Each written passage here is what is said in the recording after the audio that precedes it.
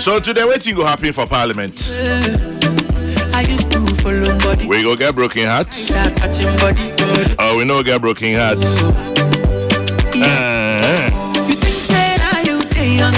Professor Kofi Ejekumi Ehenenim so babe kai home. In the meantime, Dr. Ben Ochre Ankra Ewaha.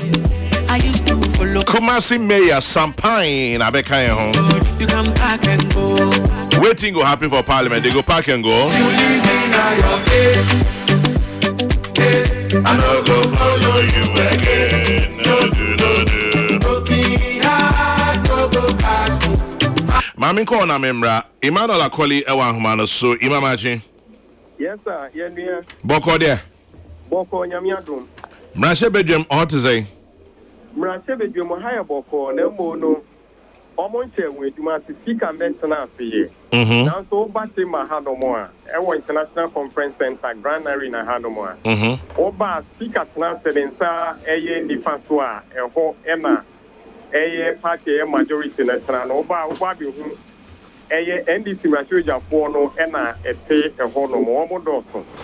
Now, baby, a minority person and you be anti honomo, MP Bako Cran to ho, Kunyamina, the honomo pa, Ubia anti honomo. Now, Enra, Speaker of Parliament in Central Port TV, you know, NDC Machuja Fono so be our more around and run almost prayer in Central Port near Kasai. Now, Honorable Kwame Governor Sakuja, whip Emma NDC, Bratuja Fono, can't a plane, say, and no bar.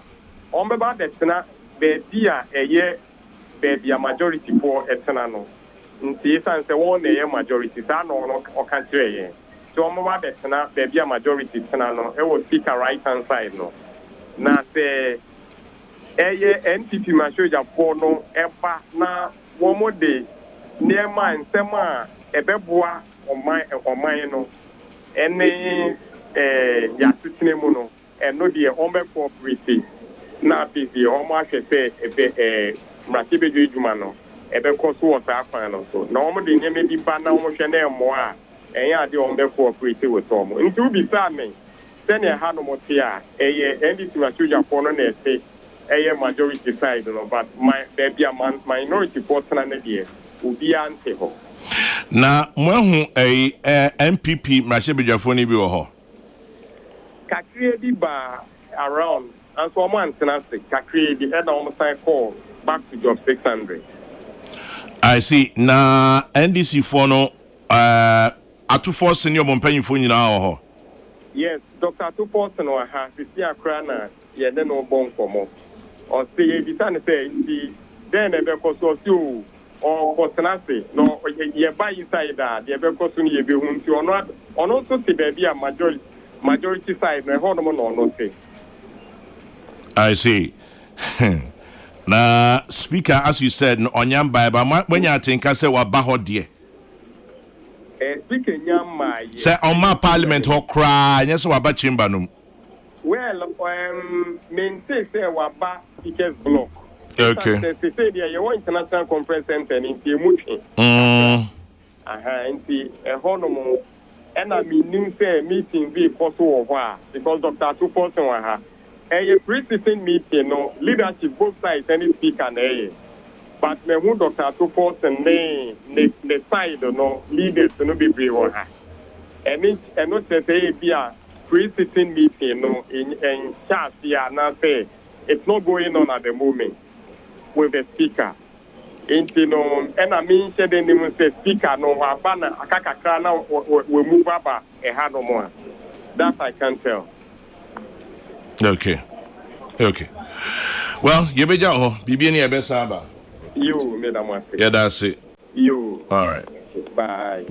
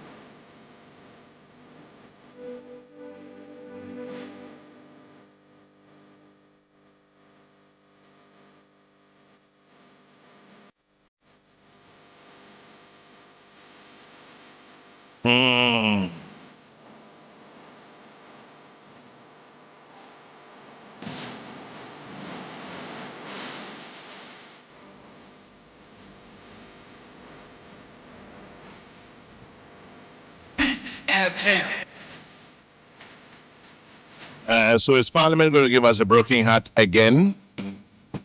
Another NBC? We'll find out. 27 minutes to 10 o'clock. Birthday blessings to you, Lady Tiffany Abena Ejipong Ampabing, our Provident Insurance Company Limited Circle Branch. Have a good celebration, Lady Tiffany Abena Ejipong Ampabing. It's from Kofi Ata Kokrokoo of the Ghana Tourism Authority. Have a good one, Lady Tiffany. Happy birthday to you.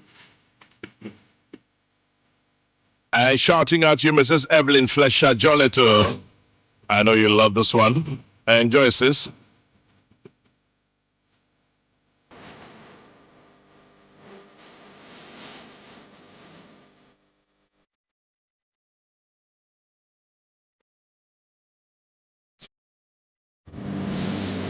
I don't go follow you again.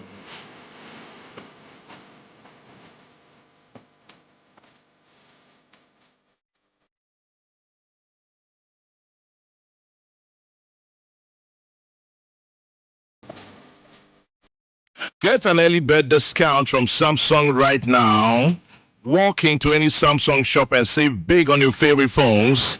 Samsung says you can get an early bird discount up to 2,500 Ghana cedis slashed off the Galaxy Z series and S series.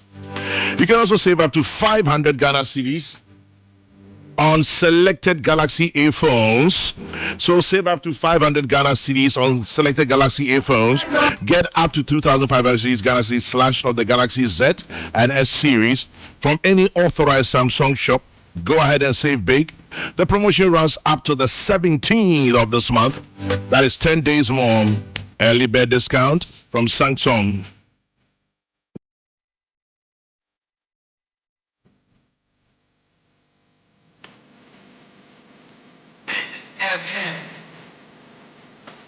Okay, one more chorus and then we'll start talking. Somebody can Sampine Waha. Dr. Chiankra. We'll start with Parliament.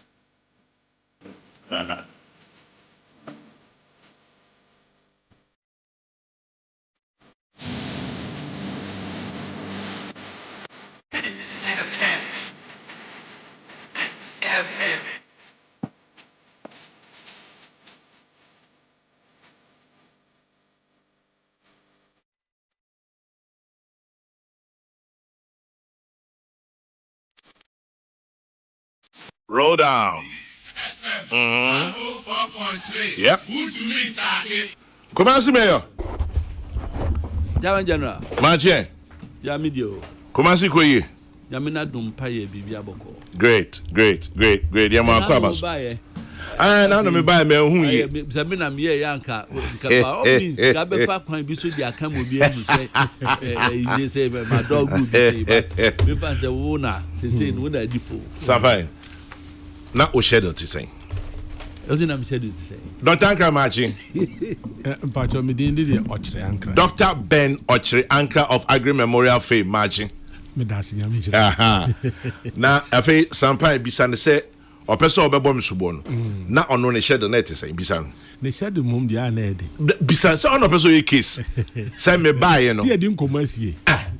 Ye di ko o say na o e busy kakra. Na mo wo kono nkato no hu. Asem ni tie. Me sin nkato no hu. Okay. Me kono. Bisane say president Abaho Kwana. Sada na me ko bisane na president Abaho Kwana. Oh, say na president. Me say no Abaho ko. Na onko. Saturday no. No onko. Time me kono. No ko. I know. So if you ho after after Prempeh College program. Meanwhile, muko jano kwa mo ba mi hu mu nyina. O na say udifo. Ene na o tese o te baabi. Dabi. Bi traffic maja. Me sari ni manim. Opa, me mo bokas ni bi nchiro. E convoy. Chairman, ha ye kwan hu o. Na moto ni etu. Chairman. Oze. Na moto ni etu e waso ase. police motor 2 aye and then edimu anim and wow regional minister wom KMA boss wom Chama higher kwan ho. GOC Central Command knock a convoy no ho regional police commander knock a ho mebwa munya na mo ba the opposite side it when yeah focus on president say oh the presidential convoy wow say you know abubodi nyina wo mo statutory persons was some ye part of me hu nyina regional commander president of district and now regional regional police commander enko and of course anya no nko na beko migration enko red sec fo nyina eko same we so bia so kwa no dia ntundun tivin ka se nyina entra van ba kum obi eko ba bia eko enko ni sa no na akoye yi be na wo ye dupim dia bat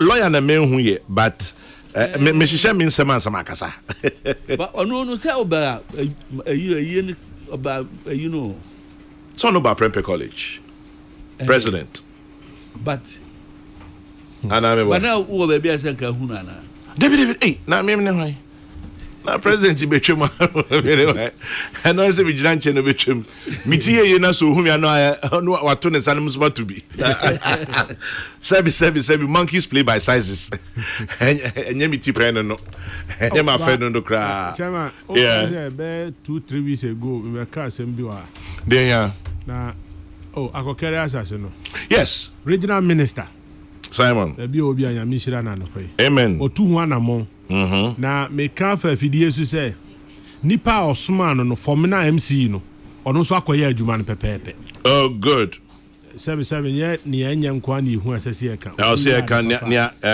papa ni boni nyina o se e ka waya okay MC no say wa fra meeting all the parties obi a metenase paper way oni bi o se ani se oni na okra no hwan na ma permit say dan no oni permit na nko hobio na won so e oni paper chama asem ni tie asem de na asem ko nti MC ene regional minister ya mishram akokare heman so ono so nya mishra no asem yi ba nyina oyi ne ho afirim emo kronti regent ya kan dwi say regent o de ma me kan regent na so otumfo he no pam no oh are they chama ono ne di ani mom twitwa nsase no regent ya ko pam no wasase no so pe onja ne oye no onja on hwe ne ohema na oye no woni atam sire chama yeah sa se amu kan nyina me ho na college no wo mo board chair a friend me mistakes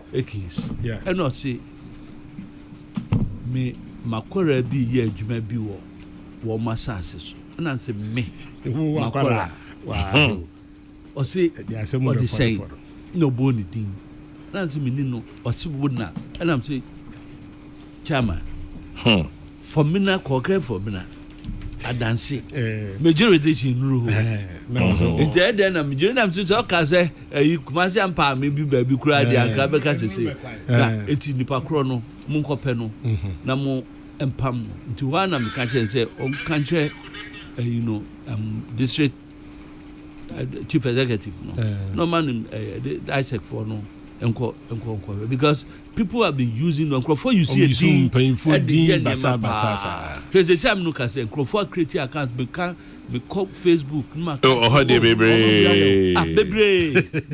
they hear so many picture bebre ba ko cry there no one yes for recruitment bi and so tools one da jijin and the first one you be create say wo say o fa nipa na but also say Ghana for a lot of people are gullible until ya be na imagine say me to me aka chiro bi say me edin Kokrokoo say o be call migration fire say it contact na share na ma advertising na immigration for na for how many times ya na ma san ka say face kaka ho o ya o say humi edu we say na we no bi kasa na brofu no be chiro kra be to onum no o sha brofu na won to su say brofu enye sampai Professor Machio ya ma kwa banso da se no adaje awobende umfo doso amwani anko ho bi dane doguro beni no na Dr. Ben minia Yanko, one of the areas I'll pay governance issues. Very good advice. Me de bonkra tani bi ewo ha ensem na egu animu ebetu dwa na feye di ho nkomo. Bania me trauma on say vacant seat controversy. You undermining parliament. Bagbin accuses executive judicial arms of government. No constitutional crisis. Speaker of Parliament assures nation. And Right Honourable Speaker Alban Sumana Kingsford Bagbin and Central for Shim. Anope yenua Emmanuel Akoli a ono na dwuma otaye ne sem rahye bedwom sem na ode brain wo Peace FM titru yene na kasa wa UTB se NDC akwakotena majority side if your mom en central for shim mom kan nra se ni baby o ha no metra speaker son kan he na o hwekwesi pra democrat insider Alban Bagbin accuses Akufo-Addo judiciary of violating constitution. Osha chronicler Bagbin is mad in quotes, MAD, but in quotation marks, accuses judiciary and executive of colluding to weaken parliament. Daily Guide and Opay, no constitutional crisis, says Bagbin. Ghanaian Times, you're undermining parliament. Bagbin accuses executive, judicial arms of a government. Other newspapers, The Anchor, Speaker Bagbin takes on judiciary executive, says there's no constitutional crisis in Ghana. Daily Graphic, Okunini, no constitutional crisis. Speaker of Parliament assures nation. But it tells us a different story. Ebenezer, maybe Yankupon Diabedruni. Where are Ebenezer? Na Ede. A Feruana. And a Herod. Radio Zuka said you. Anyway, I do. So, how much as Yache? Oh, no, Odikan. I've been a man to 27 years. Oh, why are they? Chairman. Yes, sir. The Yadiani Nima says, Sebi. The Biana. Ntokwa semni kayo kuka sa America for population nipa do eto aba chairman in less than 24 hours nipa eto about over 100 million yes in less than 100 million 140 in less than 24 hours ni owe ye nim se wawe ni owe ni ye obi ye nim se we nam e da ho pefe yadi ye beto aba ya se o yedum kania ye tom print ye ti paper na obi de ink shada e ye ni trim to the ya na wa se o paper yesua ni ye na parliament chama nti yadi ya na se be kan brofo na brofo no ye kan ye nti ase na se ebu apayo nipa he no mo ho monte sa stakeholder consultation manya nti ye se nanka ese majority leadership any minority for nkomuhia if you start time no mo ajo na be sin ne omunhia na nkomutumi hia etoto enema ni pio ho legalities no ye be kan adwe me kodu akira ne se me ko MA in ADR ntumi anye law ibi enti me nyadi ameye no krania me decision I've made. You see how they now can bread and butter survivor tactics. But that would be now or can the attention who will say all rich men have got lawyers, but not all lawyers are rich. 2 years can't work for a lawyer. A lawyer auntie me baba cause you a lawyer auntie at least kakra me bio. But on a more serious note, chairman, omushia na omudi nkomo asemi ye kwa ye kan ye say parliament betumi aye mre nyina mre bia ombetumi aye ni momo ye wi a na nkanka ne say bibi wo ha obi nte ne ho ase no e say parliament and I say any other institution echo Supreme Court bibi wo ho na amendment ya say me as an individual metumi dey across Supreme Court no mama interpretation omno mbe kira say asem no say na tie edina mpani kro obi tumi kan asem na nkanka ne ohene say ochia me na be kire maka na say sebe na enyimpo a wakan dey atrenten uhu otumfo chia me na chiare ma odi tumi o utumu say chia me pa tenten oh mani geno sure oh odi chia me na ye fe obomu so say be ma ni mu pa sure sure enti akwa bi a ya no de to huru katere eguti ho kekam radio so na stop no mo ko chetin for Sir? You was a bema pa. Sure. O ko he jina ha bumu at na me kura no ayem bi da bi ye ko na mi shatare wa sampa wa shatare wa fo nyina president na mi so bi fi ba bi na mantimi akofi akofa o se na bumu at ha Unko suro unko chia. Sir? What did to me pa? Sure. Jamandi ya see and tea ho ase na asem ne fa copy court. Speaker ankasa so sign court say nanka omo a court aka say court na ka say o si nipa constituencies for no. Yeah. Yenyi declare mo vacant na court say there be twenyansa kopemre be di asem na wi. Twenyansa so. Sign court wo court ho. Anya press conference wo court ho. Eko catch the court say nia mo kan nka mo fe no nto nchen na mo ma seat near vacant kopemra mo so mbeka asem awie nti at least one kasa no wa recognize the court na meti wo baby you say he was called to the bar 1981. Oh onya bro. Why nya ni age kra meka in terms of law no wodi mu tinti man pa nti wotemra pa nti omemu yetumi dodo na nkanka ne say bibia si ne yantie ho ase yakọ national election kra ne yantie ho ase se yakọ supreme court presidential na ho ne nti adananka yenya abotre na yenya because as it stands say no kra say ono si on to me nka say seat no declare vacant no and as ye vacant on so to me into enka say odo mo ba back eno ni press conference on bisa no say nti seat is still vacant and as a vacant. He was evasive. You see, until when majority, I say, Yamin determined. And Yami. Because you won number of seats and you be because any part of the one near order one majority. And Tinin Hankan Fuananka, almost shy. How I wish that Chairman Kayanuha and can be here to say, Abia Professor Michael Quay. Honorable, Right Honorable Dua Jaho. Yeah. And a few, my names or Joyce Bamford. Yeah, Bamford. To me, share Honorable Bagbin, any needing come, say, Yenuano. Nanka, near my Bakumi, you go high, young fantasy, now come my friend, leadership, no uncle, my CC. Nachama, near ATT, we see a quarter, we see a ma. At the end of the day, a national interest. What do you say, Mummy, see America? No matter Nipan interest. What is the American president? We have said, made their main support to Israel. It does not matter which party is ruling. Their friends are their friends. National interest. Now, here the idea, a party, partisan politics. Say, nyame party, the any beguemu. Chama ya onyama bia did that Parliamentary. I was saying to me, di hunkomo. Ni nya approval say nyama ekoso. Yeah, budget for first quarter next year. Nyanka wansem. Nti edi agura ya de no so time bound. Ebe du bi say on be rise ansa ne akoto aba. Aka 29 days. Ni akoto aba. Ana ye to aba ni wi on be samba. Say ye to aba ni wi a on beba abe close parliament. On be close. Nti but abi so mo close wi ana efe omo ba foforo beba January 6. Into January 7 year swearing in of the new president. Into omunya botre nanka omuni omuhunkomo. Ya Professor Jekuba usility.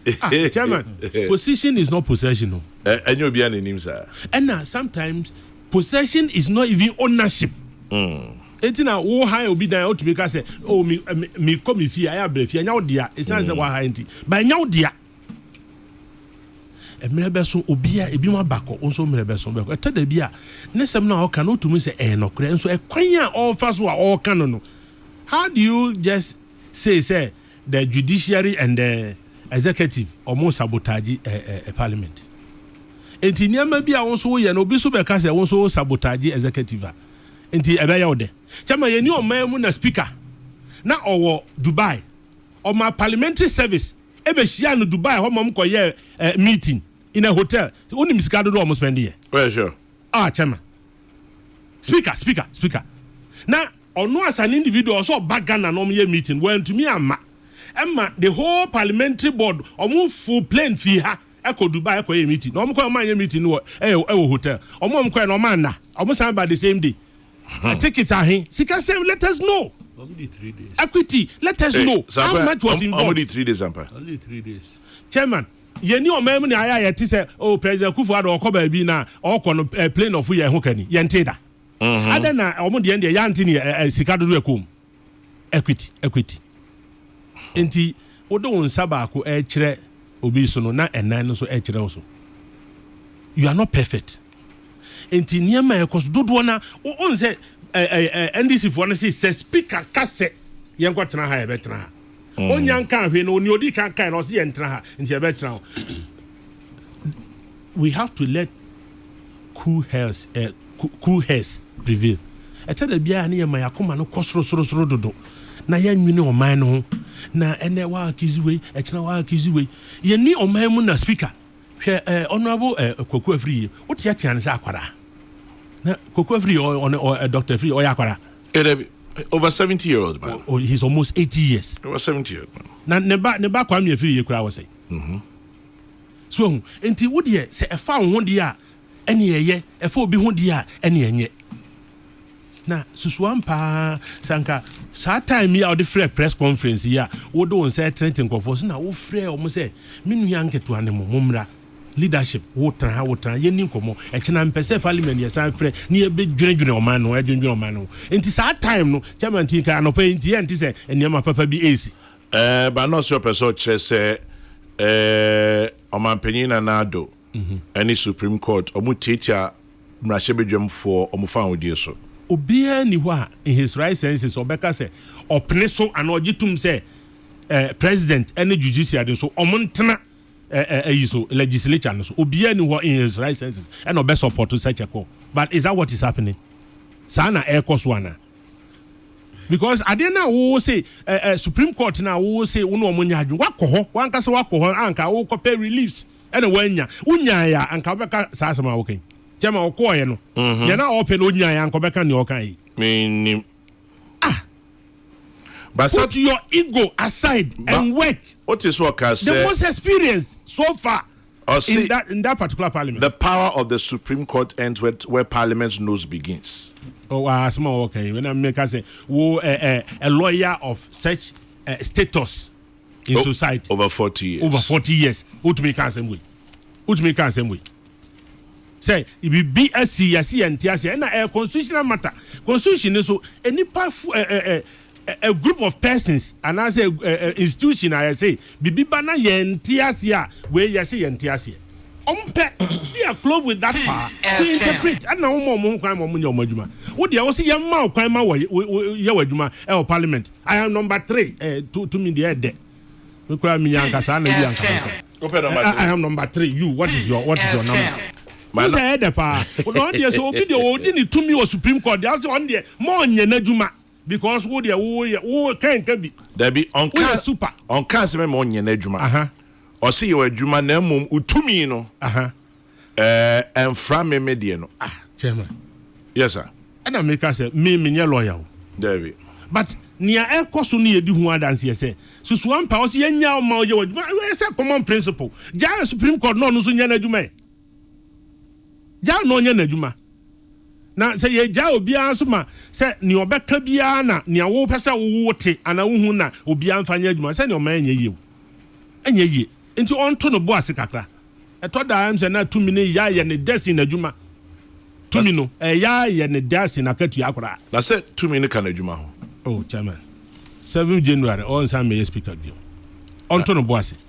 Da che me say Kwame Nkrumah court we mi ura mfi da ma sheda atro me kind mere bia na mani age say many years after I have left the people of Ghana realized that they had a man. Then na wo ye madache woni ho aja bodin aka say osumasi alaje te nti ya money din sesi amfa nkansem. Ono so na champion. Chairman, o to me say no. Hey, as a headmaster. Wo ya juma me do be opposition for kofa say o me speaker. Yes sir. Ti susu ampa say na juma nso ania anka opposition for be kofa. Interestingly, Sata na minority leader Alban Bagbin. So Bekaya Samreno, that was the 2005 beginning of the parliament. And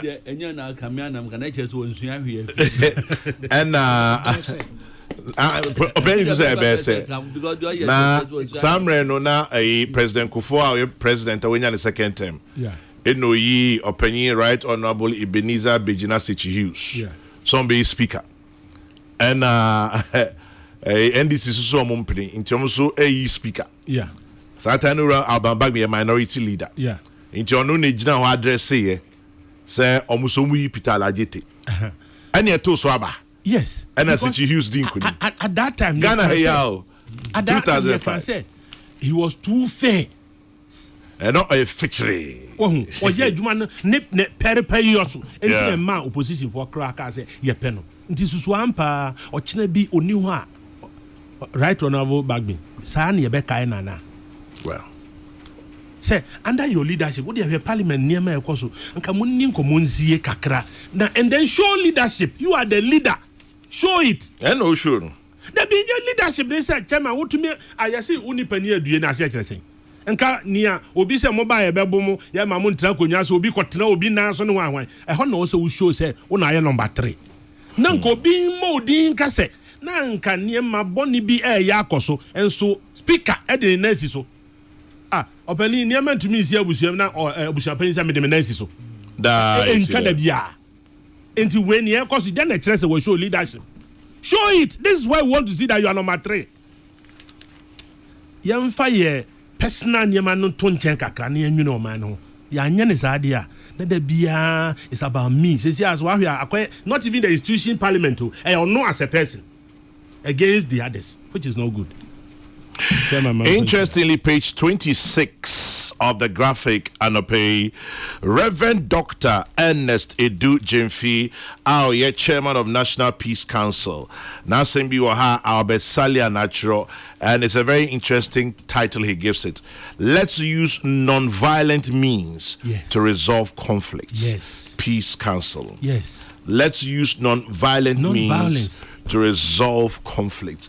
And the Peace Council with that. And let me say that I am proud to say that as on my show, my panel back, regular panel member, a founding member of the Peace Council, Professor Kofi Ejekum. Teacher Ketwa. Said the very first Peace Council, Lieutenant Professor Ejekum. I can't ever go. They're here. Is a professor and you EB or Abeba. Said Nancy, I am the boss. Kwesi Yanka yani emeritus. Our best celebrity no be born abasu brother than the trim. He say honestly there no. Kwesi Yanka. Champagne. Chama General. Answer be come na she bedwem no anasebiti wadwenche oni ekoso no omo ede omo adwenche ababa kwe edwede jiri your friend captain watakwade or say monkeys play by sizes doesn't end. The full expression is monkeys play by sizes, elephants walk by height. Captain, I hear you. Francis Brakwa in Kumasi, I was stunned to hear Speaker Baggins saying the power of the Supreme Court ends where the nose of Parliament begins. Is that a joke? By inference, he's saying Parliament is empowered to interpret the Constitution when it's faced with a matter of interpretation in the chamber. I can't believe it. The Speaker is obviously corrupted by power, to say the least. In fact, the 8th Parliament is a joke. Chairman General, Speaker Bagbin is a lawyer. He should respect the apex court of the land. Bema Samson, UCC. Speaker Bagbin should be humble and obey the ruling of the Supreme Court. My regards to Sampine from Akwesi Obeying Edreso Besianse. Kweku Debra Jr. Atonso Agogo says, in all this parliamentary brouhaha, I take consolation from the fact that the heinous ex gratia is at stake. Please tell the truth for the Yagbon Wuda, the Nairi, the Chihin, the Gamanche of Parliament, Bagbin, that we say enough is enough. Ahmad in Brekum.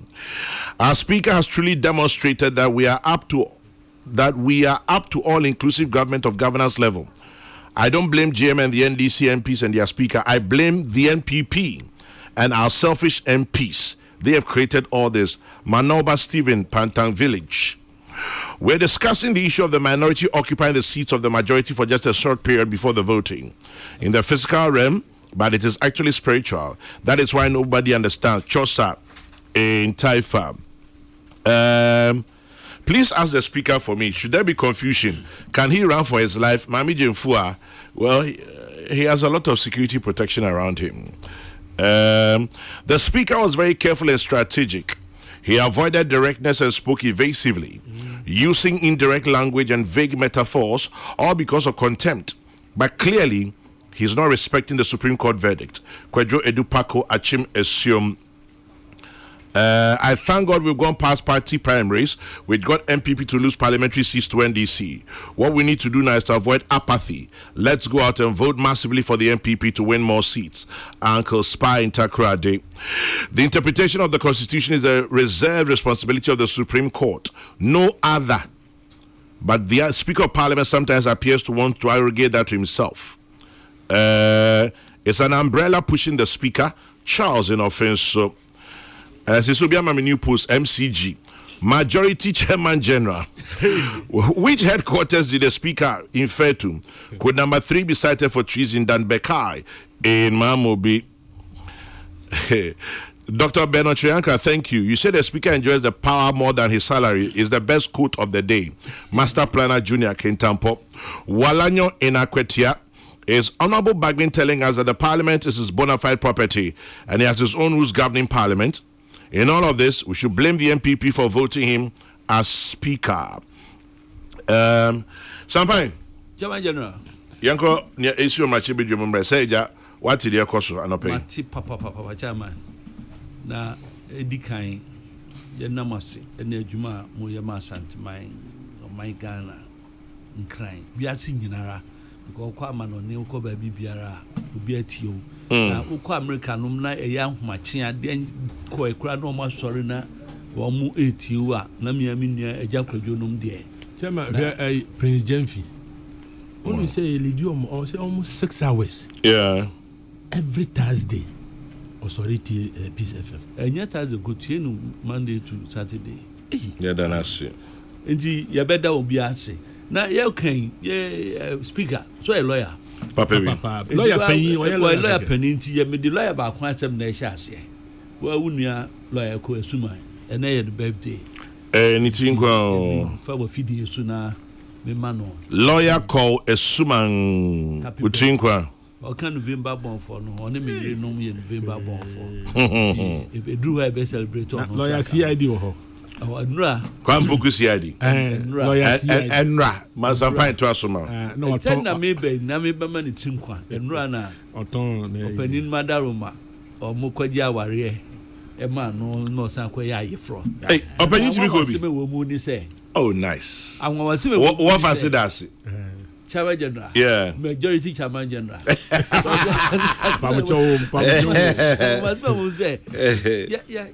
Say Ukwada area.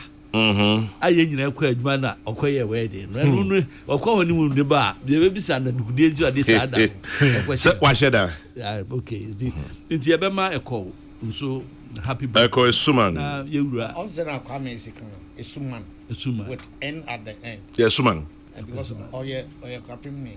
Yeah, Anka Suman. Na ko nyem fanti.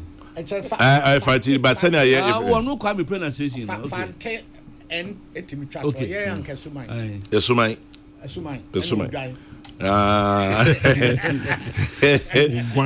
ugwang.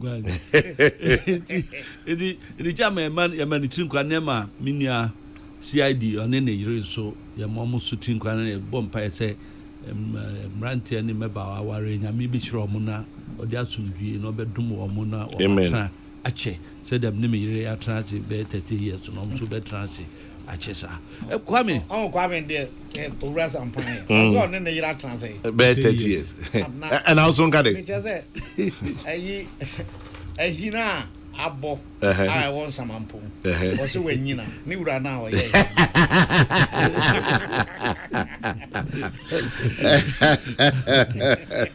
Chairman. And yeah. The Tieni Kakra, na me kind the account. The mammy jet ni say at a certain point, you know, na a year I bufusam. Are they? Chairman, your constitution, you know, actually nipakuo binuma or minor yadisha once. Edikan executive ɔmampanin ɛne n'asomfo anaa n'aboafo ɛtɔ so legislature parliament na judiciary assembly bianom abɛka ho na general majority mu nsɛntwerɛfoɔ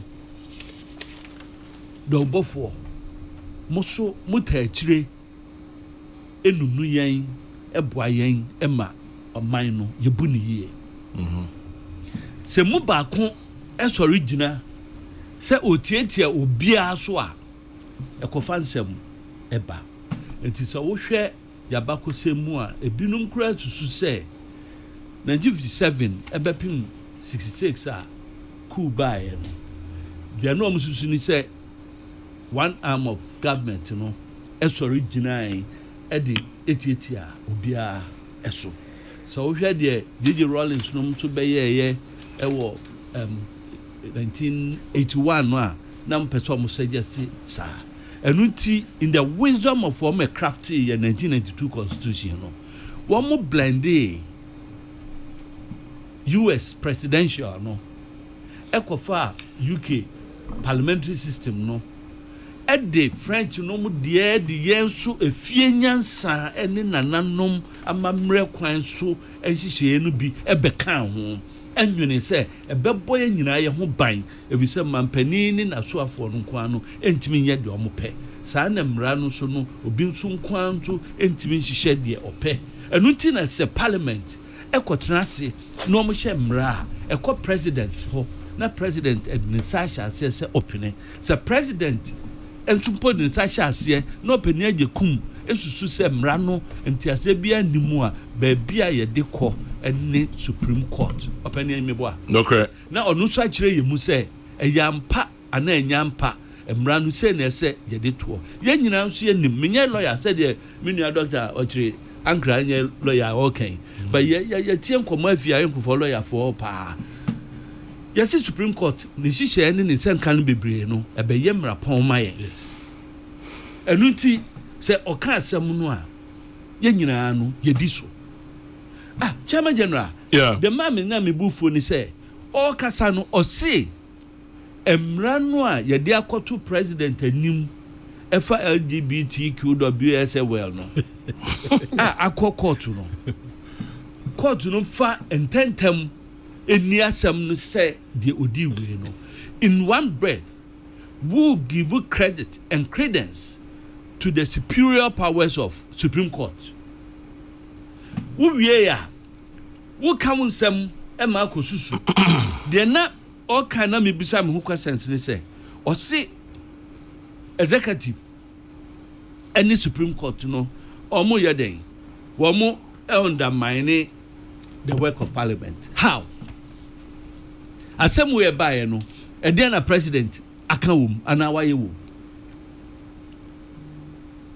ɛtɔ so biom ɛnyɛ Supreme Court ɛna sɔreyɛ ɛna ɔde ne pɛ ɛyɛ proclamation bia o ana Dr. Beboa obi na de asɛm no kɔdan wɔn efisɛ Supreme Court ti hɔ no ɔntumi nsɔre nkasa me ma sɔre sɛ ɛnɛ maka sei asɛm a Supreme Court bɛka bia no ɛyɛ de obi de akɔdan wɔn ɛnanu yɛ a yɛkɔ ɛyɛ a wɔn kɔ court sɛ petition against 2020 election no sabi o saa time no yɛwura justice ɛni nyɛbo a ɛna na yɛ chief justice me boa ɔno ana de ne pɛ frɛ NDC for sɛ mumra court na yɛsusu sɛ election no wɔn awia mo NDC for na kyikyiri wɔn asɛm ɛyɛ a wɔn afa dance bi anka ho a wɔn de kɔ sɛ yɛ mmerɛkwa ɛwɔ court hɔ no nti Supreme Court ɛni oni tumi ni kwan sɛ ɔno abɛbɔ ne tiri mu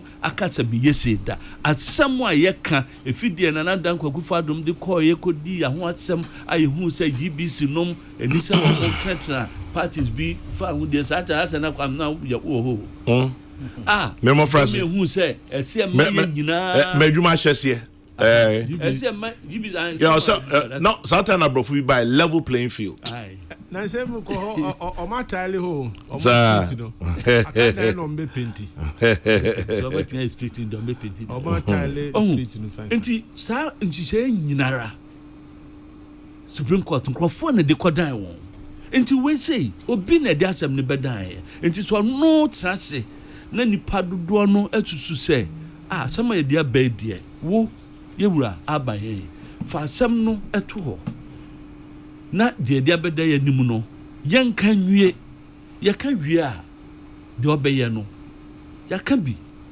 boy eno no che so achichiru nsa guachi na wo a wo de wo pe onza bamba bi onye MP there be onye MP o nti MP fo asem kra nka nya na sem o ya so de ahwe wo mo so ne yenka akwai say we teacher na school boys yama break near bobo park so enka park no bobo no kan fa ho na mom wo teacher wo ho nti no wo responsibility be say assemble be ba be bisa enu nti na so wo ye ni sa na wo no won tu fa nyina e fa bi say na me pese mi susu hwe enkomo bia wo mu di ni nchen opani mint kan radio so aha kwa komo bia mu di ni nchen komo bia ne onoba siama num di ye mpo ansa na omo kotrase doni afanya num di ye doni atuforce num di ye a okotrase a okodani asem no e kamia ko ye bia no tusu se o man no kura ba ope of course na nyama wo ye to me the crisis bafa and then you say na mo correspondent say atuforce into akotena majority ho no wa bra Supreme Court aka asem na che to NDC for no fa buo ba kumpo e Supreme Court ba kun and anu atu force enya Supreme Court de ka say oni ajapa aswan bo mo any no case no anana ya appeal Supreme Court wo mo ebosie bisi akwa ba kun wa wro na fusu no adi hira boso eno nam na obose say wo ma di nkunim wo Supreme Court Emma former president Mahama ebegina sumpie so ka kire ye say Supreme Court ayade e pa edibo tumi mienu na eba ni say Emma asem no ebesi FM akana watch me and some last week na meet opening o say akato ne bro asem o kan no akato ene bro say yaduru ho awie kwame abrantie bi ko Olympic Games ni bi e ka kakra no ma be wie na onya mozopo na obiasa no ho ontimi ni first ontimi nya hwe but to make sure say we complete the lap no man who say oko Olympic game no otumika ni wie no Olympic mo bi be so ni mu e de kakra emro cross finish line no enye sa na etenka opani abamba bi eso ye nti kontimi fra wa mumpo enko ni chamber no mo nsi nkonwa no mo nka no ho why adanti na say parliament we say ahyase no enko na wie ye no eya ahyase na wie ye na Yesu Kristo ni no papa o say ahyase na wie ye no enya bi ni o perfect beginning and when you say ebe end perfectly na mo de master no ntokwa wo pese e din tokwa enso wie eno na ma me ka say misusu said that bre onya benefit bi seeing say parliament yes sir na nka no abeka say obi wo ha wan hye soja atare e na de ba power na so ba ni powers o ben yen me sampan me no wo kwa me sefa kai pretty joyce opanya je kum na doctor yen na this powers ni ma wo when nya powers ni kwa you are there but being the speaker of parliament but virtue say Ghana for na di tumi na ma wo sabi enyam na konkruma asati na da kokosu no ena meka se ho media enti de mpemeye no ho your mind Ghana sem ene yeka enti abesre waka wie die nanso ne okotena na konwamu a on sign ma ene yom se identifo omu defend brofo bi e ba say e can stupid American brofo na America for say America bro for anything. But honorable Mr. Not just the word stupid. Say is the economy stupid expression. Not the word as in Na aye. Now, when can say the economy is stupid? No question. When your question, Debbie. The real quote, no, or say it's about the economy stupid. That is the quote. And I say it's the economy stupid, but it's about the economy. It's the economy. And there's some of company language, linguistics, and that's in the or a linguistic student. Oh yes. Ja. Checking. Interesting. We did linguistics. Acrobat TV. Oh, I'm checking. Acrobat too. We. Nipa. What's kasa? Kwame. Yeah. Obia wire linguistics. Or appreciated language. Now I ye. No, I ye. Okay. Aha. Me da say. And yes, yeah, the keke. Or appreciate. Onaba unka obani obia kwa ye ni first degree. Pa no hu linguistics. Said okay. Wanye ni ye mpa. Just boapaye. Obetimi e de boapaye so wanye ni ye. But we betin some fundamentals be we betiasie. We betiasie. Who say me linguistics? Yeah, me linguistics. Me English education. Me linguistics. Me fear 9. Me dey aye adwuma saa mfie dodo wo ho. Enti kasa obi kan sama me tiasie. Obi buba me tinase. Enti na ya na me particular about the choice of words I may use. Oh, enti opening abamba bien. O mind Ghana enna emo wakudru baby wakudru no. Enye baby na DMP no. A wuni biemu no. Ena mo akudru ho no. Me de eya na me nkoblemu se MPP na tuma no awesi na tuma no. Enye asie wie. Wonya be speaker, but the responsibility of being a speaker. And no, and I say, where's a bit? Say, me your teacher ni, and I'm your head teacher. Churchill ni, penny a wosuku, and Nissa me case, Churchill ni women penasa muntino, simple or chirem corana dear, no chini ya, any semi bonabaso. And now to we say, and yamin in the few room, and untino, or ye be biano, else me yimanima or say no. No, you are there, say, who say, ha ni nyina ye because the collectiveness of adwuma mo be no parliament bia no ye kan wo speaker no e na di wie so ye kan what is say yabo efenyo makindi anaso ye kobo ato 14 di ye ka parliament ni ye enko report to ni enka asem asi ho a speaker no woni ye be kan wo ho na wi akọ press conference I even thought say no betranse akasa asem ba ye no the Supreme Court akano omo atiase Wamu bumrano, wamu de speak beye juma into Amoma Cool Hills in previously. But I don't know one come. Meaning, and I'm tina me case. Now no babe. Now you read the Afe Crana, and go bemu binum de ya bobu, Massa Cosan Yabu. A buonu crano, ubomwa, it is saying, Nadia Babe frame. Oh, into your best day. Wakamum, I'm sure I said. A bishop minimum, but betting a puaba. Oh, my more ruminants, no. So I'm to me, we could go almost second chamber, third chamber. The unpru marisa. Navi, one prumu. Say, how is that name? Yada, one prumu, near who say, ye come now watch me and son. Ah, a bencanet to cram, be sorry. Now, my copy of seats, as I copy of seats, no. Yet do we say, Ebe ha on my actually. Nemum on fanny dienso and Supreme Court and the executive arm of government, you know. Senka or your president and could expect to say the beman in that respect. And then in the crown or your speaker and you're no caucus or number 3, no. A dear necessity as a mono. A dear pan of coffee bar say on casa minam year number 3, no, because not presidency a country. Vice President Akwantu why and there was a chere a mu argument way na kofa or didn't say no but say wo bagana or na number 3 gentleman and number 3 gentleman now 1 2 so put the Supreme Court for ruling or still even the president only the vice president wɔn need to mean sɛ wɔn de wɔn bo so ɛbɛyɛ de wɔn pɛ no number 3 Sampa in Kumasi Meya near Tininka and Dr. Benotrian Cry Tininka Minkuti Nyamode Aba Sasa Ewatadi. Sasa says Speaker Bagman is taking this country hostage. What he's doing is a constitutional coup.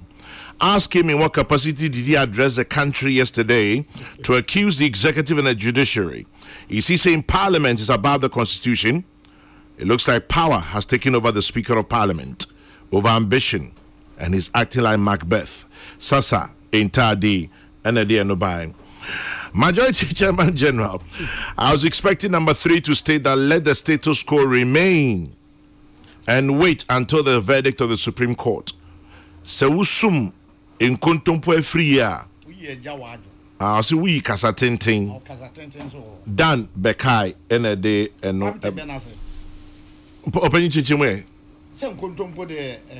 I said, Asamanya no cre. And now, Ukusuma Fidiano. Now, also, oh, Besumni ye. Why also him say, when soon ye? Because I kuntumpo. Man be why are no being Yaguma. A Jawad, no, come to a Jawad.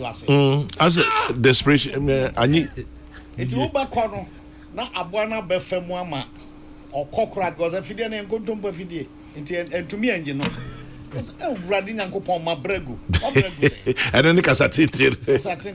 Now, I'm coming here, way saying, but they are my way far hammer. Continue quiet, in the year. I got one cabin. It's you soon go to Fidia, Oji Ejawadro, and the Casatin. Openini sum Fidi, you know, catching the bass, Uncle Janoso. So when you're a crantebia, no can have did back when you train. Akwaza cry as well as West Akrantebia, or when we put on your chin and say, Concolao. Now I can't tell you a pen.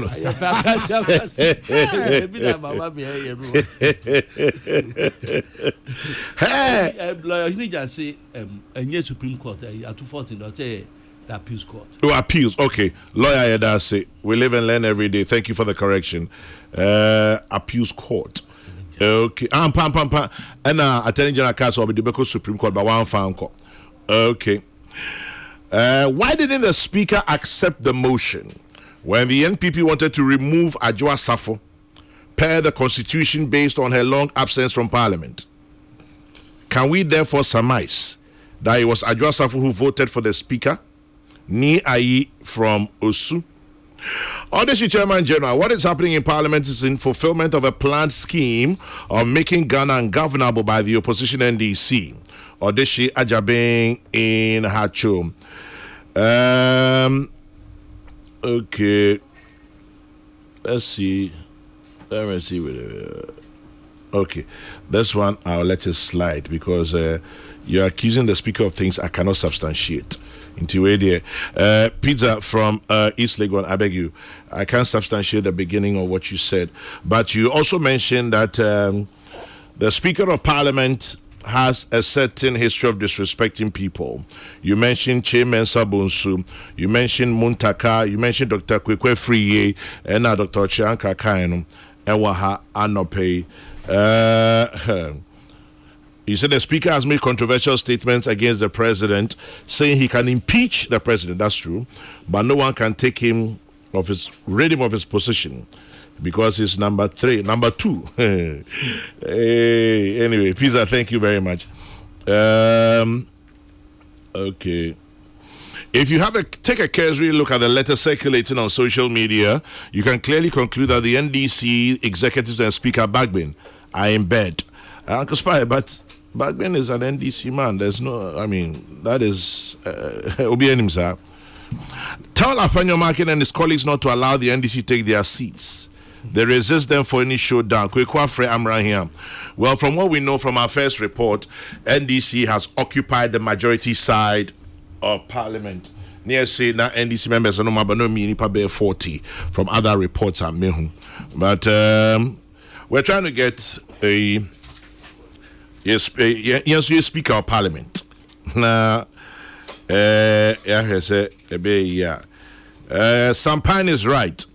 Speaker Bagman seems to want to plunge our country into chaos. Mike and a day and no ebae. Mamia Joa says God hardened Pharaoh's heart so that his glory will show. So leave Bagbin alone. And then this one says, Dr. Ankra, it's the economy, stupid. It was said by James Carville, who was a senior campaign advisor to Bill Clinton in 1992. But John Mahama sought to use it in casting aspersions and insulting behavior. That is Justice Abeku Nitinofe, who continues. What will happen if just the President of the Republic and the Chief Justice also decide to hold press conferences to respond to the accusations Speaker Bagbin has leveled against them? We're building a nation, and such flexing of muscles by the Speaker is unnecessary. Justice Abeku Newton Ofe. Okay, we're trying to get our colleague, Emmanuel Akoli. Na yeneno ebisa ne se de na ekoso ewo mra hye bedwam wa yensaka Akolia obisi menka che sampine o se friend Nicholas or say Kwampuku CID's wedding should have been the weekend, but the church had two programs this weekend, Saturday and Sunday, so both couples and the church decided on yesterday, Wednesday. Nicholas, well, back for anyway. On the offer reception they say weekend. Why Bibia? My offer is family. So bolo. Adian saya. Yemo nyame sobo. Na in fact, hey, na Dr. Ben. Osi yenuano osi Prince Jemfi. California no. Into me 8 hours. 2 a.m. Was sorry TPZ. So it's about 2:30 in California right now. A.m. Yes. I am a classmate now every Thursday. Prince Jemfi, I salute you. Oh yeah, there. Yeah, that's papa. Wow, it's 2 a.m. University of London. Now come in to send you a message, you know. Yes, sorry to you. Sir. I said we are Sanko. Say I am here the course to Ghana. Me assembly where you ma. Ntimi so am match no ho no na no ma di nkomone that's for a day na e ko see ansana so benya da hwiri bia masama da bia. I see. Kwame, it's absurd for anybody to suggest that the Supreme Court cannot intervene in the decision, not procedure, but decision of Parliament. The famous case of Tufo versus the Attorney General is about that Parliament vetted and rejected a Chief Justice nominee, Justice Fred Apalu, and a citizen called Tufo challenged the rejection in the Supreme Court. Guess what? The Parliament decision was overturned. Every first-year law student knows this. The Speaker then didn't throw tantrums. Kwame Ejay Asante and lawyer Fuamutie said, "Asema beka esmetia." Mon correct me. But in that famous case, Tufo versus the Attorney General. Now, Dr. Kwame Amwako Tufo, now the lawyer Nanado Dankwe Kufuado. And assisting Nanado Dankwe Kufuado on that case was Chachu Chikata. Hey. Yeah. Say lawyer for Meboa Munchechi. Ain't he? Me imagine na me chiro. When you say French to say I say on Cambia obebake abababi. Well. Ebia. Obebake na ebia. Partisanship. That famous case, Tufo versus Attorney General, the late Dr. Kwame Amwako Tufo na the case to court. Nana lawyer, Nana Adodankwa Kufuado, assisted by Chachu Chikata. And Nomukudin could name our court. Ama Negana, one of the major landmark cases. And so, Ebana Manyo some na teacher. Prof. The case of Jakpa, you say a court of appeal, as you rightly said, or say court of appeal by a 2-1 decision. Kwame, not Supreme Court. The Attorney General has only filed an appeal there from the Court of Appeal. And now, BC, yes, Alban Sumana Kingsford Bagbin read law, English and linguistics at the University of Ghana, Legon. Law, English, and Linguistics at the University of Ghana, Legon. The Association of Students of English Language, ASEL, invited him once to give a lecture. That was between 1998 and 2001. Some of the notable alumni range from Ekospio Gabra through Professor Audrey Gajekpo, Elizabeth Ohene, Egbert Fable Jr., amongst others. Papako Akwe, thank you very much for bringing this to my attention. Now, I'm envious of you guys. I wish I had also studied linguistics, because I would have been part of a very, very distinguished company, including Professor Kofi Ejekum, Professor Kwesi Yanka, amongst other distinguished notables. But any late, me I could share linguistics. The late L.A. Bwedi. Hey, me teacher Penny, Lawrence Bwedi, and everyday English. GBC those days. And of course, Professor Dolphine. Yes. Is that Professor Dolphine? Oh, yes. Yeah. Penny, Mumie, the current VC, linguistics. Ain't I know what to come at, because we are linguists, one not to want it. Prof, Munya 3-month course, we know baby. Send me per se, would you certificate? Certificate in linguistics. A certificate, keke. Me per se, me did to me home.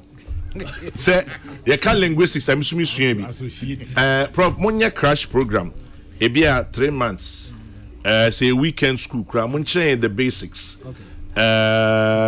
Kasa senior kasa metihana me draw me a program, but ampo ebia kasa senior ya kasa radio so kasa near there why we are yasam wabomadi inti prof moye bibi na eja yen my kasa radio so na member now dey pon am dey mama certificate say obiti say ade akoso ani enyan ami wa no person say board nefe. Now, minji certificate van be linguistics. Prof, me tomorrow. Come Apan answer na mesha say near Dr. Edujemfi Ekayam. Oh, Kratafan Edununsia ho. Peace Council. Third column 1, 2, 3. Quote to be or meme pesameka. And Pacho, we the name here. Okay, no, bra okay, no, na me say linguistics. Yeah, course back your friend pragmatic. 1, 2, 3. Okay. See. Words. We have a choice, Ohana. The baby I started 1, 2, 3. Line 1, 2, 3. I will quote our words and actions. Column 1, 2, 3. Baby I echo the picture no. Hey, I don't know. Page 2. Yes. Our words and actions have the power to either promote peace or incite conflict. Let us choose peace. Unquote. Mami Kambium. Reverend Dr. Ernest Edujemfi, Chairman of the National Peace Council, on prompting from Professor Kofi Ejekum Kambium. Story page 26. Our Besalia Netroy. Our words, if I quote, our words and actions have the power to either promote peace or incite conflict. Let us choose peace, unquote. And let's choose Peace FM as always. Linguistics may afraid with the power of the word. The power of the word. The power. The power of the spoken word. Okay. And I say I won't say words and be to me be what and Simfuanum. Come say Obika so Yamishra almost say that was history. No say no because Utrison Quasa or Namano no Pracopa say when you assassin Unyan crowd better than here. It dear Ben the one Simfuanumua and my back on their wassery, not back on so there when you know when him. I just say answer na some be pie yanu biano. Say to me carry as some no say.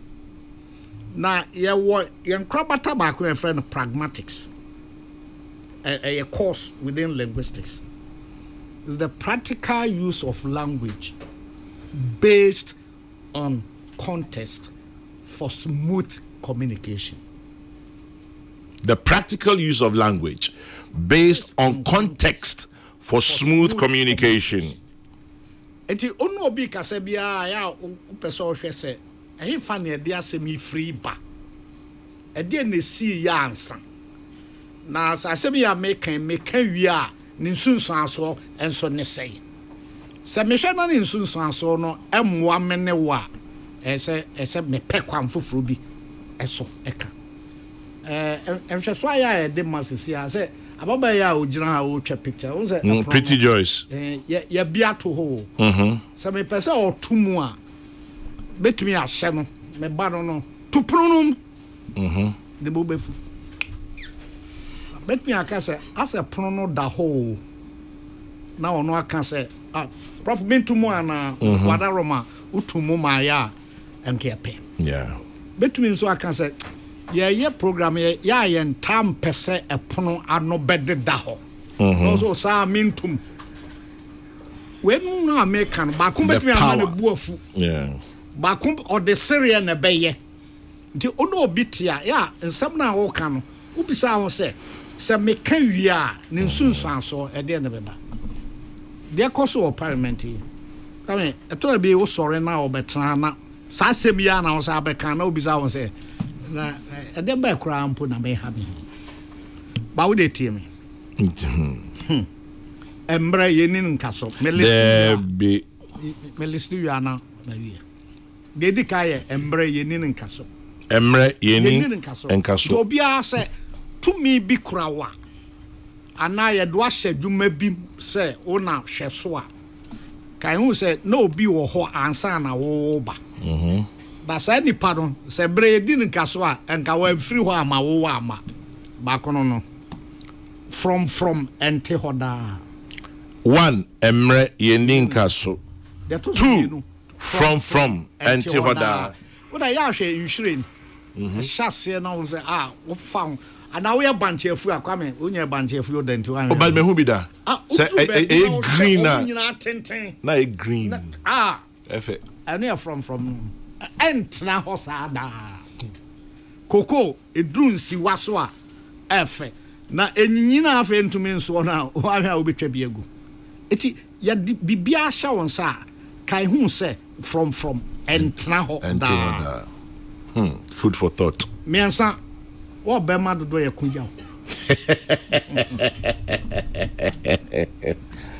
wo ye be ma dodo a ye kunja entokwa na nkasa bedru ho no na wo mani nsam no number bi kra enti na asebufo omwo ntambi me kasebu kan ayi na kwame de tosu bi no se adwene eni ba ko fotri there ya wa he ya doctor betumi aka bibi bia na menene nyadwen na me kana betumi asa atrase a hu se oh dabi se de no kan kora no na no kore se me dwene hu biewa me hu se de o kan eye ba se oye tintin na wadwene yo se ni amenko ameka na ese obi afa na sebia mu sebia mpreduasa enka ye de adwene ni obi atri but open your brofu bi see knowing it all makes you know nothing empajo bosubium knowing it all makes you know nothing okay yeah say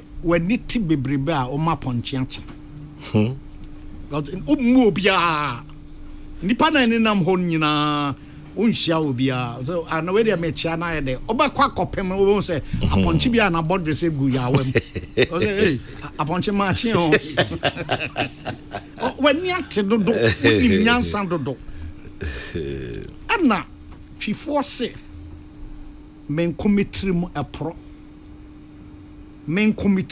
epro kase bi bana ehye wonko a wutrim ono obi nsusu ho wadwene ese wonko a wonim nyansa ebi kura na asem no na ewew asanka u boss sampan bibi ha be mame sampan bibi ha me boto monye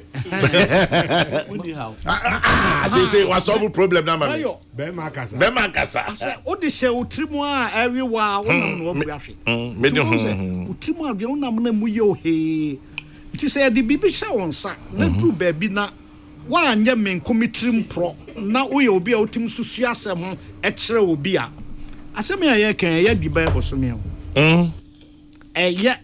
edi akɔne abasa ebi o ha sanka yesi nkonwa bi na nipa mienu ne miensa bi ene e trance ne e ka say eh asem ye ekoso yi baby ekoi me so na me speaker wo me sha wonso wadwene ye o say Companies. Anke me committee mu no e pro na ma kwame me ba ko an me tran ya na me yeseme o de abufuo awo fufu a emfi so obufuo pepe tell down the woman next to all kan no say did yam fa bufuo nya dwuma bible kan niam pi etia abufuo ti say oyo pani a ti ne say pani trim ne ho akuma no and they were ya pa anke say o kira wo di bia say me na me pani at so to me home meso now say ninsunsu an so be dey to me ne sha me sade nanso man hwe yi a ebi ne yete ho a say parliament enkoma and na yenim de besie yeah come de atosu bio twema mentwe na ma akra boy twema mentwe omo munim sanfuo no no bia sanfuo no si ho aketechu ama kra ba akope ne yede nom na binum ho a omo nom sana kwame omo chere ho nti kra no kra na obo so bia sori omo style bi utimi fa ahan bi sei na wabɔ no kwame wabɔ no sei na de agum na waka chere nipa kro no o ka chere nipa kro say ensa no na ye ne dia kra no de enye ne de nti onye we no nhwe ngum na monye mo mo nje kra yes but oye wa dwen so obekwa kwotwe don so otwe a kra na ebebo ebi na wo parliament no afenu na parliament speaker twe minority omzom na majority omotwe embe de se minim ba bi a se ye duro se omo anom ye majority na nipa miensa afri mu a se ye so omo na omo ye minority no so omo ye omo adwen so omo no omo di besie ni ho a kwame de be ban ne enye afayo marking to baby and Dr. Ben Ochiankretia no can say brofi okan or say I will not give them that theater or say enya dia twima mentwimbem me enne menene nka say bada no ka say so mokọ na say NDC ekotra baby a majority wa simply so mbe work it out but say speaker ebe kasa say NDC mokọ tra ha na eso entra fine but akosi sa abre ne de anya de ombe esa enti de ben say eni say twema mentwimbi abem esa kra no bebo say sebe come enini mienu eda bon ba ko mo ye but obi a prese o tese ono ye bema yeah omutimi na bon ba ko enti duru ba bi a say oba ko ka say sebe ono nim nyansa fa onyansa na sebe mentra me jimi mu asomdwe beba but some obey yen enyansam nia ora baben ye no abani gina ho no so okay but memo person to aso because ho abaso lawyer ni panyin bi ese oje boy en common keke na ebia na law students be t and also be pay for purposes of history or say the case to 4 versus Attorney General. It was Supreme Court of Ghana. The full case name is to 4 versus Attorney General. It was decided on 23rd September 1980. Citation 1980 GLR, I think that should be the word Ghana Law Reports. I hope so. 637. Also, court membership, sitting judges, ENP SOA, obey later Chief Justice, VCRAC CRAP. Oh, Papa no, that very distinguished man. GS Lassé, GRM Francois, and a KA Ajapong. Case opinions, the decision by SOA, concurrence, Crab, Lassé, Francois, Ajapong. Internet just say, and then my friend say unanimous FC. Now, I say, the Attorney General at the time was Joe Randolph, supported by Archibald Latte Jabate and the Attorney General team. And to force lawyers, Nana Adodankwa Akufo-Addo was the lead lawyer, supported by Chachu Chikata, as you mentioned, and also Dr. Edmond Prempeh. And then Oyo Ohene Ewa Asante. And interestingly, no Akufo-Addo set up chambers, no Akufo-Addo, Prempeh and Co. Dr. Edmond Prempeh. Odi Hene was Asante, but I mean the chieftaincy title. It's just for our own Brony Beka edification. And I'm one way law no. Eja moso mode abuayen. We used to say, I'm enjoying your show, champion. I love the poetic devices and opinions. Would you bufu fufua and fit? Loving C, Kumasi. My brother Loving C, good morning. Obviously, Dr. Edmond Prempeh is now the Adonting Hene of Kumasi. Yeah. Nanama, thank you very much for that one. Dr. Edmond Prempeh is now Adonting Hene of Kumasi. Well, we live and learn every day. Kokrokoo. Yadamasi. Semunyina. Yen nimno mo boyen. Niesu yen nimno near their tuja. Michia Hello FM for Kumasi Samson Kwame Nyamicheni Minuanum King Edward ni Minuanum Hello FM na Kumasi mo boy Juma Yadamasi se mafa Kokrokoo ma yetinu Kumasi ni echi Adas FM Okentampo The Beat FM Sefia Sarinsom Rock FM Ewo Takra de Hot Digital Radio London Mamo share on Facebook YouTube Peace FM online any other media outlets at the Massimo with your radio so yeah that's it now Obise I am listening to you at Savannah Georgia in the USA. It's actually 5:49 a.m. By the way, I voted for Kamala Harris, but it's just that America, we are not ready for a woman president. Abeku Wilson, Savannah, Georgia. Abeku, thank you very much. So to those of you listening to us everywhere in the world, we appreciate you. Yedamase, semenya daje krade mafidie atuha mutie. Prof, oseni ababag bin yenom. Come. Opening. Enso a chair to emu a eyi hwen. Na odum se aboa no na no waresen a onidi ntwesuo. Onidi ntwesuo. Oda se makrama na no nya tenten sei. Na onidi a okoto se nsuo bi o ha. Ontumi ni di ntra. Enko di de o ho no. Di tumi bia o ba bia akopem. Ba bia tumi ni si. Hwe oba entam mu a. Ntam se ofa santeman a otumfo ntam kese ya. Ontumi nkokan wo kepus. It doesn't mean anything to them. Yes. Baby a otumfo edidi kopem a ne tumi wo. Baby a aman hene bi ewa ahafonom ne ayide omo hye entam kese na se. Yentumi nkokan wo doma. Enti nse ya hyehyɛ oba mambrem kra. Enti say yenso constitution ya de ye adwuma o mamre de ye adwuma ya kire obia tumi baby e kokopem. Peace FM. And I did to me no Cassiana Casa. I'm a Supreme Court. It is a Supreme Court can be no be so in so. So that's it. Or baby so on ye be no so in so. All can I was in a con. It is your best. My mat to me ni diemo adodo. Now, Okwana Mantema, come with you in this. Okwana Matema. I would you in this. What shall do? Bedroom baby no now why am funny.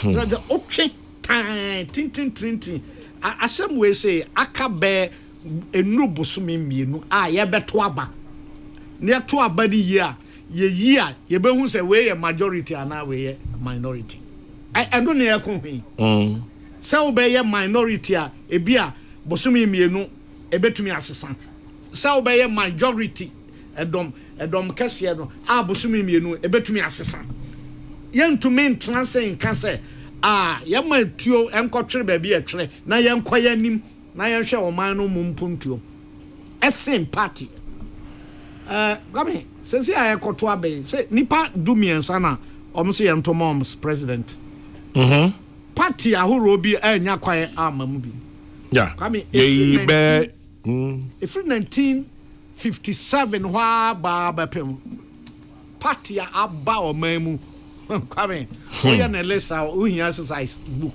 Kese tenten baako. Enti parties be call or my Ghana better as Kwame. Always. Young muda. It is a former party sabe. A show margin ko baby and is a call. No me tintin. Na omunim sabe de omoye. His answer from until da. From ye ninka so. Until da emreso ye ninka so. And now Bema Dodoa. Oh Bema Dodoa kunjao. Ye kunjao. Oh a ponko. Who the buffo fufu? Well, I'm fit. Who the buffo fufu I am fit. Oh ponko ni duano. Yes. Ye cha e free ho and a beye bodua. And a de ma comfort. Comfort or come na ya or yen say. It is Tisania Boduano anka ponkono ne to ho no. Who comfort and come some da. Anka also because ponkono kwa anka one ya made the man or send dia anka ho. Na wa be di wo. Wa be dia hwam da wunyam ne sei. Be don hwere bi. Obewu aja ho na Kobe A class in Birmingham, UK. Good morning, Kobe. Thank you very much for listening to us from UK. Kobe A class, my Canada, Olympic torchbearer 2012, July 2012. On the beach photos. That's how we became friends. Through the magic of radio. In Kobe A class, good morning to you from Accra. Also, your Professor Jekuma Pay. Now, Prof, when you have me teach you far near Koso Parliamentary. When you say a day, a Sika semi kotum Rashebedrum, I bema Yesika Ibedia Koma Yebo. I can try to be teacher for soldier for police. Why for next year from January to March. Or see at the core parliament now Emra Kwansuno. The Juma. What's it big good? I just say a mine. Yo. Chama wouldn't say action we say. Been Ben say what you to a man. Because where some male church ni, Osuja ni, Posi ni, Ness will be Biaro ya Benjuma. As you to Annika. Some more actions we say a bema and which rabba, no see what must be Tiago Montia. Ebebo enti am ka say enema oye no me susu say opeso man no na ebo na ni nyina so no the end game no and say to get political advantage if you say to want me anya nkrata no emasika na anko na nkrofo bufu a de bufu no na obi de akogina sumpie so na de keka say no we aka say Ghana fo nya stupid obi anka say Ghana fo nya stupid ya obi anka say the moment Dr. Edujem. Yeah. Na yen sem kan ebetum de asomdua ba ebetum nso de wantwi nem tokwaba yeah na mom yam ni wantwi de no nto nchen na yem fa de asomdua bebre kasa ne kan ebetimi de asomdua ba ebesa so betimi de wantwi nem tokwa aba na mom yem fa asomdua de na yem to and one na doctor a reverend Dr. Edujem Fikan. But onim say Kokrokoo de oya no atete nsemo. Okay, into legal firm no Ekufuado Prempeh and Co was set up in the late 70s. Now it was set up by then now Nana Odankwo Ekufuado and now I don't think any I friend no Edmond Prempeh. Dr. Edmond Prempeh. Now, Dr. Edmond Prempeh, nani papa, the Justice Henry Prempeh. Okay. Nana Kufuado ne papa ne Justice Edward Kufuado. And no mama you know be lawyers. And no set up law firm no. Cotton one no. Debbie. Oh, interesting. Wow, the buy me that's papa. Thank you. We always live and learn every day. Debia Mikasa. Kwame, tell up you the power. Like alcohol, it provokes the desire but takes away the performance. Sasa, interesting. Power like alcohol provokes the desire but takes away the performance. Technical University. Student to be know this. Appear, your friend appear, be appear. And Sasa, I said, hey, I'm sorry, or a former student. Sasa, Takrade. And or they so yet me pon also Ochabia. Ochabia to me drive years. On the book of the disaster as I'm not. Also Ochabia has a bit me. Miss Rohi. We will not articulate a biase. Me Papa Bako, Brigadier General Usu Abebio, retired Brigadier General Usu Abebio, NAM Mrs. Usu Abebio. Anope mo se minua ba nane kwia ampofo or Prudential Bank. Nane kwia ene wa woda. Nyamishra wate. So happy birthday to you, Nane kwia ampofo Prudential Bank. Is from your parents, retired Brigadier General Usu Abebio, and your darling mother, Mrs. Usu Abebio. Nane kwia, life and love to you, Ate. And a belated wish to our granddaughter in Shira. From all of us to you, Equia. Nana Equia, happy birthday to you. Much love, much love, much love. Yampona. I can't be BBC or Wampa. Pacho, also Michael Apia. Michael Apia, Sasa, 1994 to 1998. I'm a vandal. No wonder. Now I know. What's that, BBC? I can't hear from SDO. Oh, my own interview on the paper. And as well as somebody for and me and work you for us. Papa. Nah. Oh, bizarre, you know, Wellington boot yourself, no, and you better. Maybe bizarre prices. In terms so maybe bizarre prices. My price, no, mumpy. Say, would be too so man and also boy. Mumpy.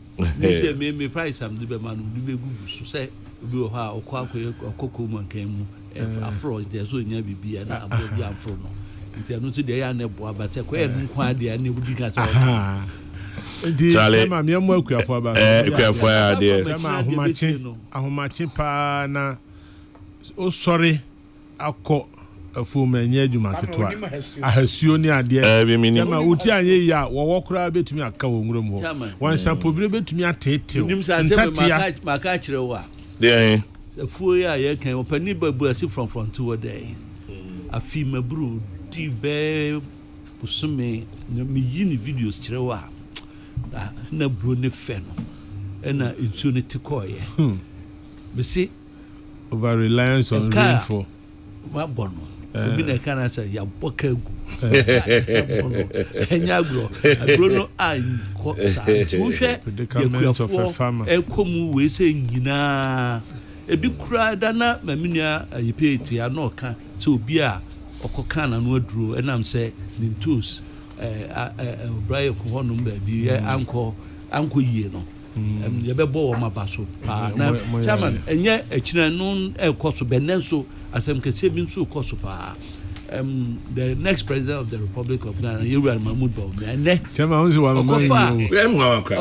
o ka say obeka farmers dey aboa o everybody for obefa once o ka credit score kwame mu amatutu kwan amoye mu ne banking system any financing any credit ye adwuma no munim the essence and importance of credit scoring and the app for that, you know, and Dr. Mahmood Bawumia or launched that app no say who unkrata pa say Ghana card especially ni bibia na your credit worthy the yena brochira obi akwa kofie bia mu aka wo mu no abrochira sesika $10,000 $15,000 in cost shop nkotoka obenya wen ukoto ase na wo the credit no scoring no e dey tua no kaka eno ene ebe eno no kokan a o ma na example o na tada bi achama ye teacher for no ye kan sem no a ye ka se beba form no bi ate ase njo o ma example so say capre cd back no na including obi odi man pani dan kra no or the radical no say wo kokan sa na no kire wo say ye tua no nkakra no sa policy no ene app no ye da na di ye ba wi a ye benya kwan so na betra ha na chirechirem na Ghana fo nyina hu so mpaso when na Dr. Mahmood Bawumia na ma all kan obi ti ho a o say America obi a wini election ti no onu so be ba be wini na bi say amopa say yi da be na NDC o mne Republicans enya twaka enya sere enya nwanwa wo wini Democrats talking about US obi wa Denver, Colorado or say Aminado Radio It's Mike Aminado of Aminado Radio. See, we've been airing your show every day. Our time 12 a.m. in Colorado till 6 a.m. Ghana time. So we take the news from Ghana all the way in Denver, Colorado. Wow.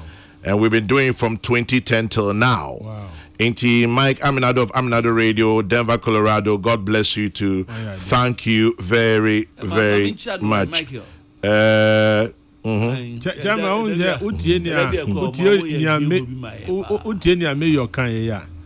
Na me two others no for say. Unse omo kan se mi NDC ni kasa pe o kasa e kire MPP. MPP ni kasa o kasa e kire NDC. Ti mo amaka na mo fia ho no. Oh, I did make kind of share. And by just the same memory, so I'm a because me about see a soldier picking or say a same opinion you come kind about a Kufuado and Prempen or say or cotton one or say Pepe, me and you will be soldier pickings or cut away bonus, but the rest of them for the studio they be normal civilians. So Kokrokoo is saying that's a good one. Thank you very much for throwing some humor into it. Yeah, that's it, baby. Prof, and then they could school, yeah, that's it. But as some American, we have my linguistics. Monia course be my Ode embassy be. HOD linguistics department with the Monia course. Say weekend program po and I say evening school. But they bear 3 months. Now Munche fundamentals of linguistics, language use, open speaking. Bibisa topic bisa. But I'm check yemen until we church and keke bia 3 months am certificate. Yes. Paniba studio ha. Obeka asante ana kind news. Embellishments be a unnecessary na. They be okay. Oh yes, e be man titia no. O kan say nkrofo twa na da papa ma wa kan bi. Oh yes. So okay. Oh no me kai pa. Enti wo the school we say no wo suggest no yan kan radio so. The pon I be call office so. One more person because you no, I be saying, and you'll be an ebepe. Momun chamber in your hay. Yamia do my age may at Chessy Nipa Bibri. Ni travel Kakanaini. I am the majority chairman general. Miss Yantumi Swaba. Since you are the majority minority, as some kid to Nasami Yantumi Swaba. I have some cases. Only because Supreme Court to so much in because we didn't free constitution. You have two contempt. Prof, student tobacco. Okay. I'll say I was also a linguistic student. Openyejukum was my lecturer in level 200 and 300 in 2002 and 2003 respectively. Okay. One thing I learned from him during our morphology of Akan lectures was this. In Akan and most Ghanaian languages, the definite article comes after the noun, as against what we know in English language. Example, in English, we have, quote, the boy. Okay. And in Akan and Gam, we have akwadano or gbekele. Instead, they say, no, the definite article comes before. I thank Openyejukum immensely for his deep knowledge and intellect. Malcolm. Any doing no buy. Malcolm, you should see Openyejukum's face. Then he might mre. So chairman, catch Malcolm so you skill. Now say Malcolm you what your school fees every year. But say bibi. The Bobra. Nanka. John Beto tight. I mean only me kasa no for cognitive reasons. I say who at the chrono and say no who send me city. Okay, into the akwadano. Into Bema 10 gram fefem. And yet 10 gram fefe bemano. Ponchikoko. It is a okay set. Okay set once a month. The light blue long sleeves and sign one shirt. Any a brofo. Brofo is a correct bit shirt no free one now the light blue long sleeves. There. Yes. I don't need morphology, no. A part of morphology. Okay. Syntax. Okay. I don't know I can't want some. You think answer. Answer na watch rest in city. Odwan koko. Ponchituntu. Answer the penny for me some best so in Muntie we are some so yan call my shebejum. Akoli. Yes sir. My own speaker. Then I also that the airport is the Speaker of Parliament, Right Honorable Alban Baggin, of the Tenase, Omo Bompaye. Na Omo Bompaye, you know, and or today, the man or sign free, Masuja Force, almost sign review on Betana, no Chimu say, entity Masuja for no, was second deputy whip, honorable expected, and a true cat at the brain, you know. Onu speaker no nyina so na onfanto nsa enfrem na soja for no momra na sani I ha no momra na kire no wutro ka say tipa NPP na soja for no wo so omunya won dodo ni 15% no mo sign krata no omu tumi nya 15% na sign krata no ne nsa kan ye anything ogina so e de frɛ won say won momra no nti o see meeting here extraordinary meeting. Now, I'm betting answer on be Duman, Omunia, or order paper, the Dia, or more Betnasia, a chair in Sema, Ome Weduma, Ewo, Chamber Hadamo. Now, a year now, Business Committee of Parliament, and no, a family unina, a woman. One went to me and Tenase, I near order paper, no Weduma, until no pay your mobile Parliament in need order paper, who did not so the Ayjuma. It's an say, business committee name to me ain't here. Now, the Suborno Ebo, a year MPP Masuja for say, one in a government business free woman chain Eba, and a business committee a meeting also a muscle. Into one more by ya, one more Ewo, Corum or Motivation, but only sa a year number or motivate the fishing. Ena NPP Masuja for no swing and anything only number would be taking the pitching. Other paper beyond Suniho. Into Senia Cobano. Only she obey apart from say, obey a journey a year fitting indefinitely, send your yen the other time. No. Into speaker a journey fitting, Masuja for no anything Masuja for no one and no more demo. Ewo, baby a majority portion and speaker a journey fitting. Be less than 5 minutes ago. Ena oko sorry echo emma Masuja for no people say me no ka say anything Masuja for no air prayer some for some person dey attend between him in the Parliament eduma na baby here ne enti speaker adjournment no osan kan e brof no sini die no o say indefinitely we do kan indefinitely. I see. Na oye kase nyina no wanka ankyerɛ sɛ majority betra ha and a majority betra. I know they want can answer. One can answer and right bisan and answer or say any speaker business or bet to Kunya or Parliament. Now what should be we bet a clerk and a leadership on Juma. A clerk and a leadership Juma. Ain't any unknown Juma. Juma so bet to Kunya says Ubetna and right bisano. I see.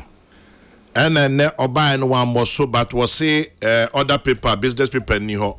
Other paper, business committee. I am with Manoma Jatumu, ni ho. No other paper. It's a business committee to me and Tenase. In here, I near other paper. So there is no other paper for Parliament to work according to. I see.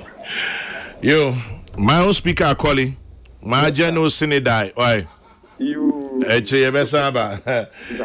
Emmanuel Akoli, a parliamentary correspondent. Enti asemwa edaho enono. Ajen osi we yanye Sinidai we indefinitely. Enti yes. Indefinitely no. Latin is Sinidai no. But we English. Opa, your country afibo.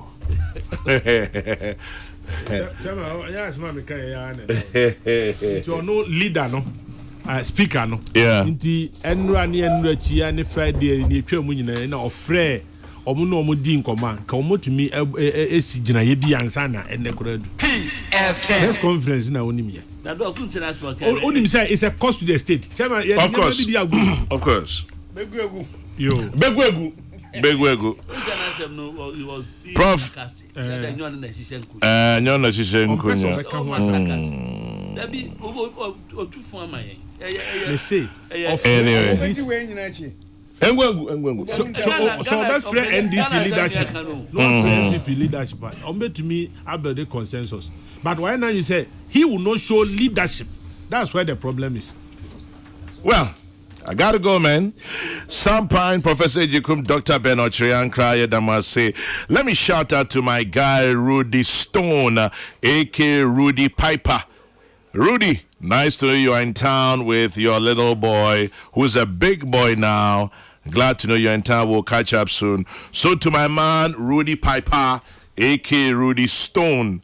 Nice to know you're in town. Well. Young boy. 13 minutes past 11 in the morning.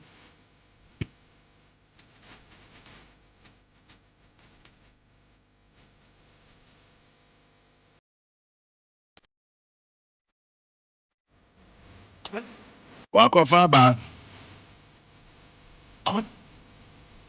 And you want to see a video? Come on.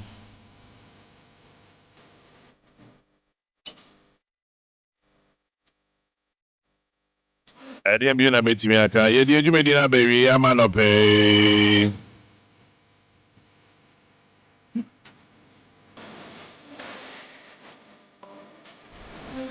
And to you, Enna Mawena, and your dad, Rudy Stone, aka Rudy Piper.